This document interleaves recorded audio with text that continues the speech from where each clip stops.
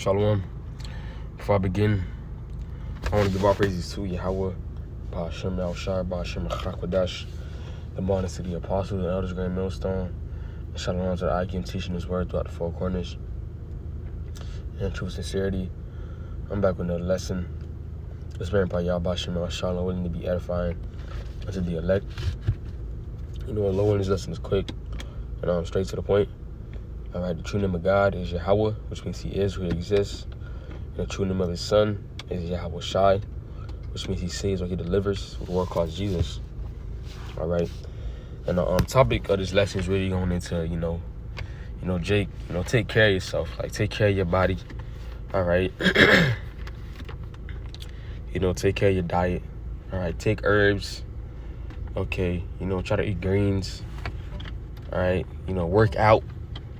Okay, because while we in captivity, we have to do these things so that we're still able-bodied, right? So we're not end up in a hospital that we're not, developing different diseases, developing different sicknesses, and it's our fault. All right, it's our fault. All right, Jay, you think that is Lord judging you, but it's your diet. Or you just can't be eating whatever the fuck you want. You're not taking no herb. You're not even, trying to work out. All right. Okay, so we have to take, we have to take care of ourselves. Okay. Scriptures talk about it. The diet.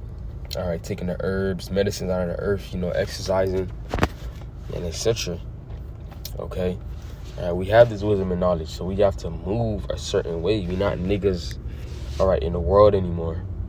Okay? We're not niggas in the world anymore. And I wanted to start with this account in Daniel, the first chapter.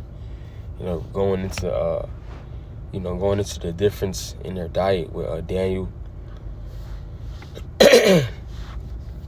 Meshach and Abednego, or Hananiah, Mishael, and Azariah. Okay, and the difference between what they ate and between what, all right, the other children ate, or the others what they ate, between what they ate, between the vegetables that they were eating, between the meats that they were eating, and how better they looked, or their countenance was fairer or better to those that just ate, whatever the fuck they, flesh wanted. Because these different desires that what you want to eat and shit like that, it be, parasites within your body, all right? That's feeding for, stuff like sugar and, bread and etc. What happens, we've been in the world, we done, ate these different foods for years, so, it builds up. And going into detox, too, is not bad either. Right, fasting is not bad, all right? Intermittent fasting is not bad either. You're not eating at certain times of the day, because your body's a machine. You just can't just be stuffing it. Like, think about it like a car, all right? You just don't put any type of oil in the car. It's a specific oil that you got to use.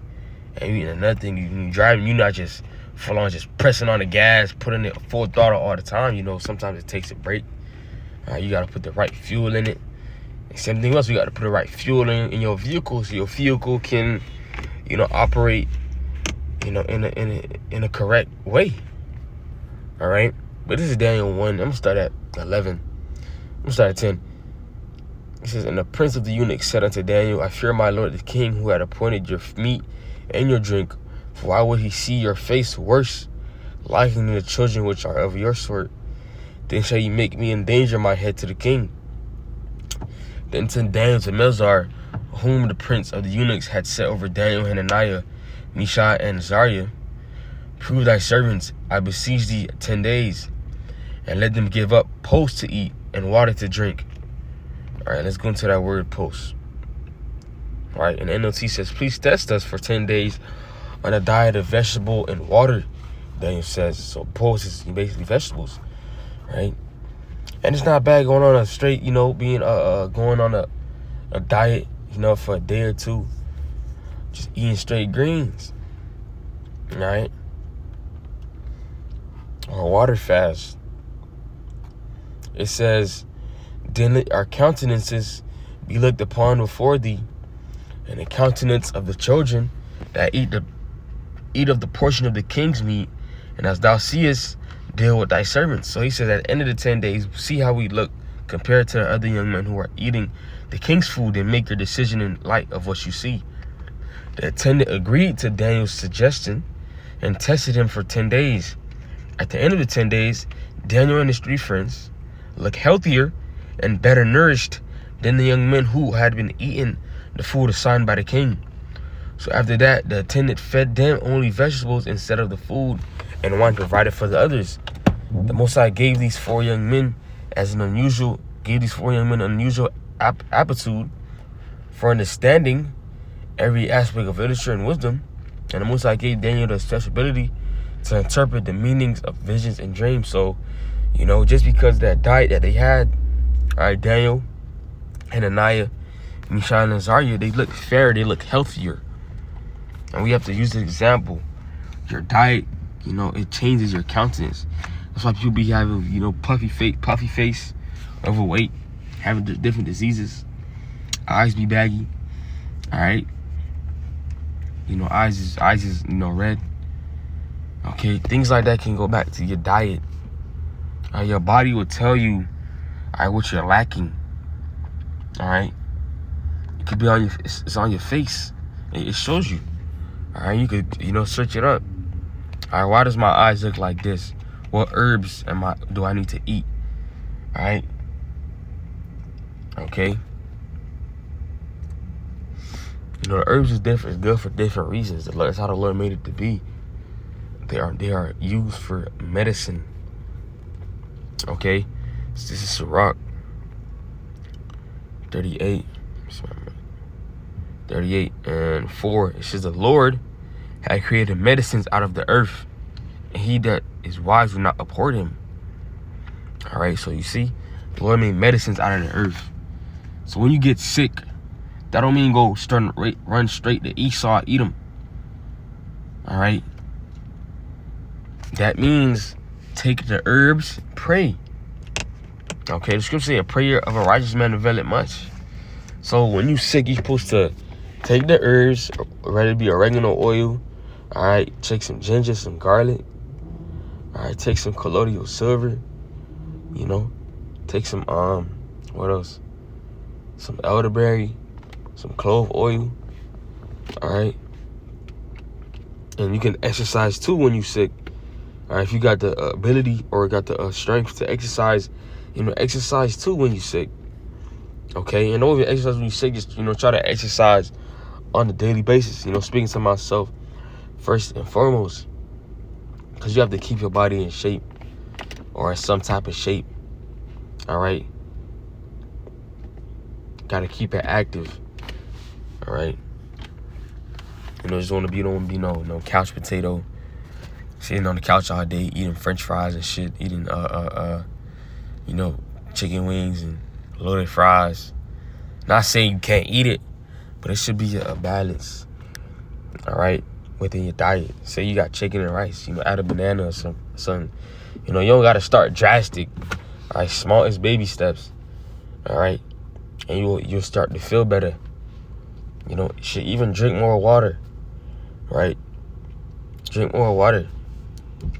All right, go to Walmart. Or buy you some water. All right, put it into a container, a metal container. You can mix some oregano oil with the water. That's what I be doing. Right? And drink it throughout the day. All right. All right. Drink water with electrolytes in it. Little stuff like that, right, can help your diet. Because again, we in hell, man. The air that we breathe is already bad. The food that we eat is horrible. Our mental is not all the way there. We stressed too. That's another portion as well. We stressed out. And there's herbs that can help with stress. Ashwagandha. All right. Stressed out and shit. So we got to do certain things to, keep up. All right. And don't just think that because you're a young man, speaking to myself first, don't you think because you're a young man that you can just do this and that. I be catching myself. You know, just don't think you young that you can eat whatever you want. All right, do whatever you want because you're not up in age. All right.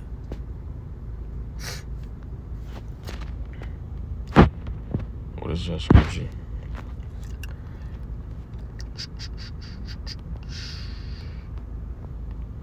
Sluggy. Timothy. Thanks, Timothy.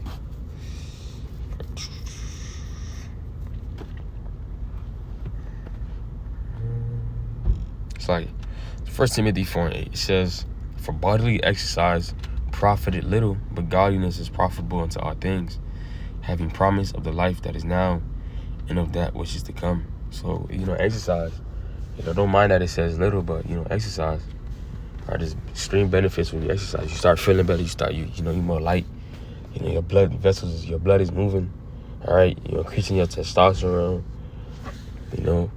And then mix it with a good diet, and you gonna feel like you're on top of the world. Right, you gonna feel more like a man. Whereas you just at the crib all day, not doing nothing. All right, shit, go on a run. Shit. Go on a sprint, I should say. For like 5 minutes, go on a sprint for 5 minutes. Do like 50, 100 push-ups a day. That's what I be doing. 100 push-ups, 50 push-ups, 100 push-ups a day. All right, your diet, watch your diet. Don't be a glutton. All right, you just eating and eating and eating and eating. All right, we got a job to do first. We have to take care of ourselves first, that we can efficiently do the work for the Lord. Don't just think about it. I'm doing it for me. Do it as I'm doing this for Yahweh Shem Al Shai. When you work out, when you eating food. All right. I'm not saying you'll be the perfect man, but baby steps. Okay. With that alone, is a quick lesson was edifying. I want to give our praises to Yahweh Ba'ashem Al Shai, Ba'ashem Akakwadash, and double honors to the apostles and elders of Great Millstone, the Shalom to the Akim teaching, to the four corners, and true sincerity. Keep us Akim was out of here. Shalom.